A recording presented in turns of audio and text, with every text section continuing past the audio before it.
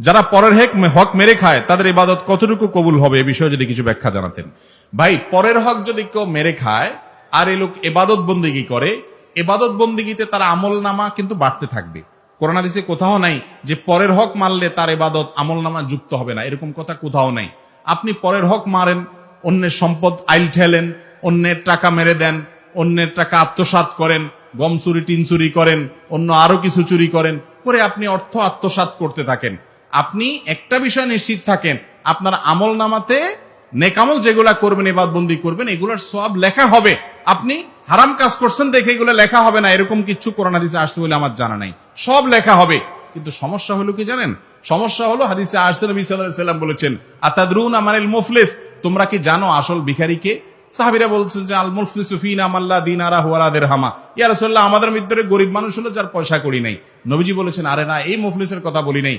আসল মুফলিস হলো সেই লোক, যেই লোক দুনিয়াতে মানুষের সম্পদ আত্মসাৎ করেছে, অন্যের জমির আইল ঠেলেছে, চুরি করে সম্পদ নিয়ে এসেছে, হাওলাত নিয়েছে আর দেয় নাই, বাকি নিয়েছে আর দোকানের সামনে দিয়ে যায় নাই, বিভিন্ন ভাবে মানুষের সম্পদ নষ্ট করেছে, বোনের হক দেয় নাই বাপের সম্পদে, মায়ের সম্পদে, ফুফুর হক দেয় নাই দাদার সম্পদে, বিভিন্ন ভাবে ভাইয়ের হক দেয় নাই, ভাতিজার হক মেরে দিয়েছে, মানুষকে মেরে কেটে খায়। আবার অনেক আমলও করেছে, মাশাআল্লাহ, মাহফিলে 2 লাখ দিয়েছে, হুজুর বলে হাজী সাহেবকে আল্লাহ জান্নাত দিয়ে দেন, বলেন সুবহানাল্লাহ, সবাই বলে আমিন। তো এইরকম লোক যেগুলো আছে, তাদের আমল নামার পাহাড় নিয়ে কিয়ামতের দিন উঠবে, মোছে তেল দিতে দিতে যাবে, যা আজ জান্নাত ঠেকায় কে? এত কোরআন খতম, এত মাহফিল, এত হুজুরে খাওয়াইছি, এত মসজিদে দিছি, এত কোরআন শরীফ কিনে দিছি। হুজুর যত আছে দেশে, এমন কোন হুজুর নাই আমার এলাকাতে, গ্রামে, যেগুলোর পেটে আমার খানা নাই। সবার পেটে খানা আছে, সব গরিবের পেটে খানা। কত দান সদকা করছি।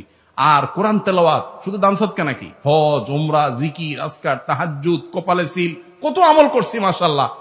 মোসে তাও দিতে দিতে যাবে জান্নাত, সামনে কত দূর কে জানে।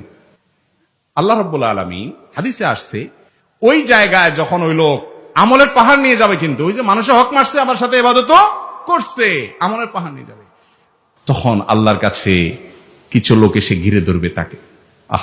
ঘিরে ধরে বলবে, আল্লাহ, এই যে লোক, ইয়া বড় হাজী সাহেব, গাজী সাহেব, শেখ সাহেব, মুফতি সাহেব, মালানা সাহেব, সভাপতি সাহেব, সেক্রেটারি সাহেব, কেশিয়ার সাহেব, সদস্য সাহেব, কমিটি সাহেব, অমুক সাহেব, তমুক সাহেব, এই সাহেব অনেক আমল করছে, আল্লাহ সব ঠিক আছে, মাগার আল্লাহ, আমি একজন রিকশাওয়ালা ছিলাম, অন্যায় ভাবে আমাকে একদিন একটা থাপ্পড় দিছে, ভাড়াটা দেয় নাই। আমি তো দুনিয়াতে আর জোর করে আদায় করতে পারি নাই, ক্ষমতা ছিল না। তুমি তো আহকামুল হাকিমিন, তুমি তো সকল বিচারকদের শ্রেষ্ঠ বিচারক, তোমার তো ফামাই ইয়ামাল মিসকালা যাররাতিন শাররান ইয়ারা, চুল পরিমাণ খারাপ কিছু করলেও তুমি তার বিচার করার কথা, আমি আজকে বিচার চাই।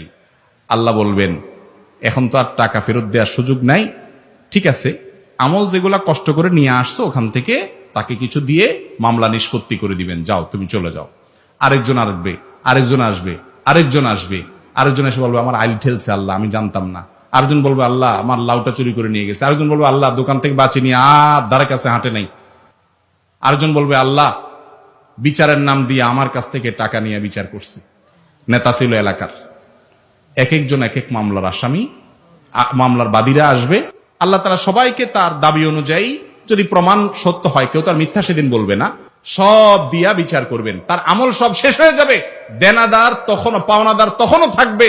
এবার তো আমল শেষ, কি দিয়ে দিবে? এবার তাদের পাপের বোঝা দিতে থাকবে, যে তুমি তার হক নষ্ট, তার পাপের বোঝা নাও। এখন নিতে নিতে নিতে নিতে আমলের সব শেষ হইয়া পাপের বোঝা নিয়া তারপর সে জাহান্নামে নিক্ষিপ্ত হবে।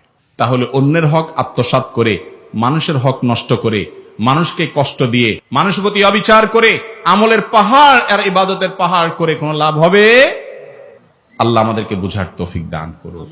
আমল খুব বেশি দরকার নাই বাবারে, ফরজ মেন আমলগুলা করেন, কোন মানুষের হক নষ্ট করিয়েন না।